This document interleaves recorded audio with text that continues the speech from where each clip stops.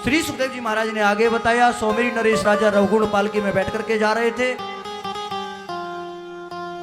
पालकी उठाने वाला कहार है वो अस्वस्थ हो गया।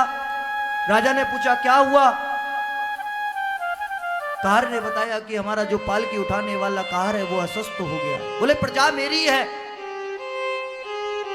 किसी को भी लगा लो पालकी उठाने के लिए। भरत जी महाराज मिल गए। भरत जी महाराज से कहा कि पालकी उठाइए। भरत जी महाराज पालकी उठाने लग गए। भरत जी महाराज पालकी को लेकर के थोड़ा सा आगे चले कि वे जीव आ गया, उसको देख करके उछल गए। राजा ने कहा क्या कर रहे हो,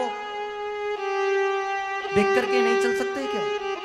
भरत जी महाराज कोई दिक्कत नहीं। और थोड़ा चले, एक जीव और आ गया। भरत जी महाराज फिर से उछल गए। राजा ने कहा देख करके चलो, देख कर चलना नहीं आता क्या? भरत जी महाराज को कोई दिक्कत नहीं। थोड़ा और चले भरत जी महाराज, एक जीव और आ गया। भरत जी महाराज फिर से उछल गए। राजा कहने लगा मूर्ख व्यक्ति, आपको देख करके चलना नहीं आता क्या? अगर इस बार आप चले तो मैं आपको दंड दूंगा। जैसे इस बात को कहा, भरत जी महाराज कहने लगे कि अगर राजा के अंदर इतना अहंकार है तो इसका असर प्रजा पर क्या पड़ेगा? मैंने अपने 2 जन्म 40 वर्ष किसी से कुछ नहीं कहा, लेकिन आज मुझे राजा से बात करनी पड़ेगी। और आज भरत जी महाराज राजा रघुगुण से बोलने लगे,